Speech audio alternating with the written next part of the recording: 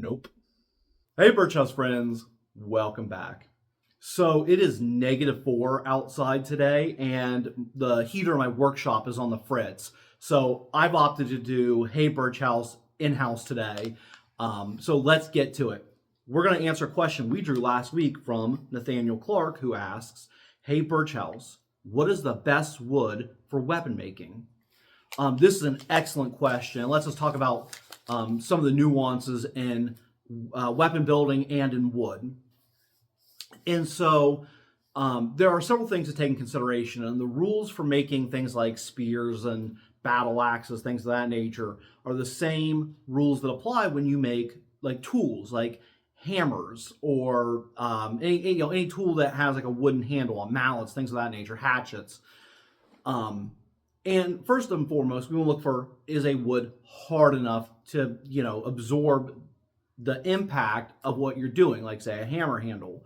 You're going to want something that's hard.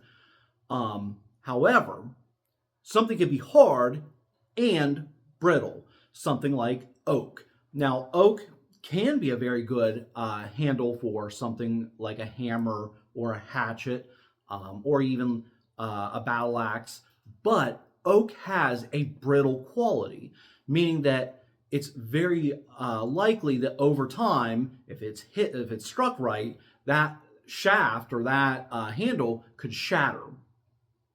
And so while it is hard enough to be a handle for a weapon, it's probably not the best option.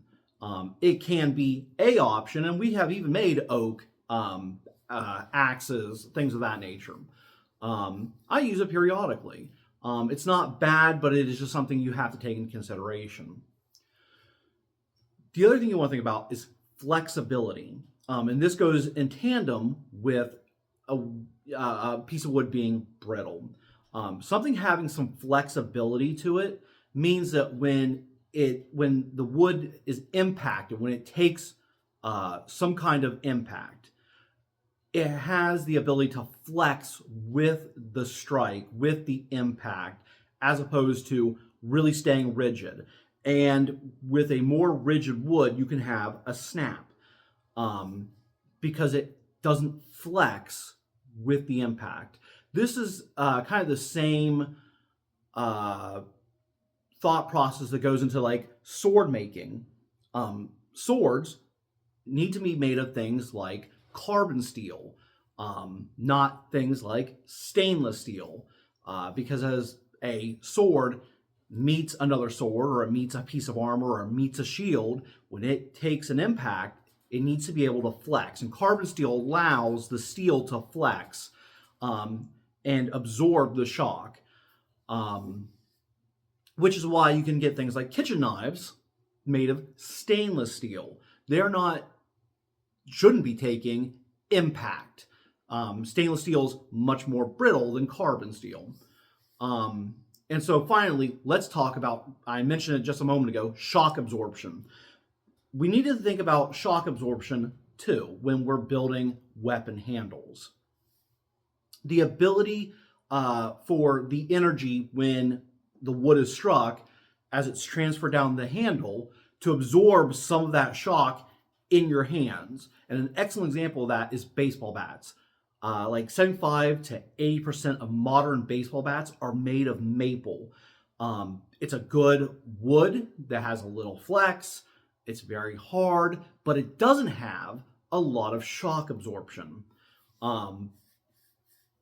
Baseball bats used to be almost exclusively made of ash. They went to maple because of its hardness.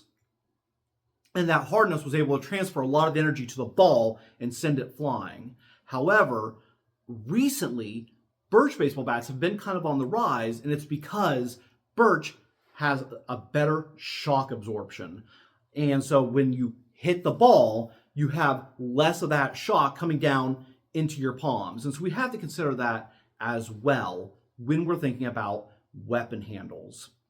So what are the best woods? Well, generally speaking, hickory, maple, and ash are the best woods to use for things like spears and axes. They hit that sweet spot between shock absorption, flexibility, and hardness. In fact, a lot of archaeological finds of medieval era, pre-medieval era weapons are ash. The few surviving examples, and there are a few more that we see, but there are the few surviving examples are ash, by a pretty good margin. Now, if you want something maybe a little nicer or something a little more standout, something like Osage orange or black locust are good options, as well as a few others, including birch. And so those are all woods that are good woods to use if you want to make your own spear or axe or something of that nature. That was a great question. Thank you so much for asking. I'm going to draw a question for next week. And this will come from oh, you know what? I'm going to save this one. I kind of thought this might be coming. I'm going to save this one because I have a special guest that I'm going to help me answer this question. So let's draw again. By the way, it was from Aiden Abraham. Aiden, I will be answering this question. Keep an eye out in the future. I suspected something like this was coming, and I want to have a guest on to answer this. So let's draw again.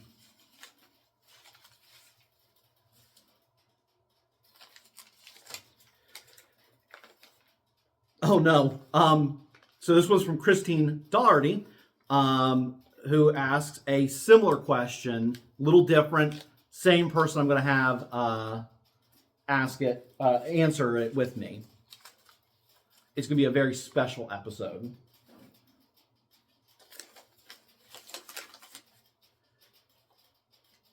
All right, this one comes from Sophia Grisvon. We will answer this next week. As for the others, like I said, I will be answering them in a very special episode coming up. I'll probably wait till we get through the basket to see if any others can be lumped together so we can do a big episode.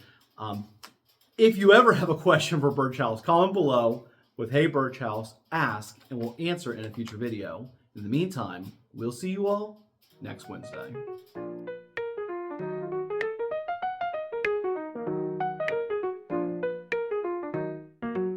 Welcome to Birchouse, where history meets the art. With due diligence we do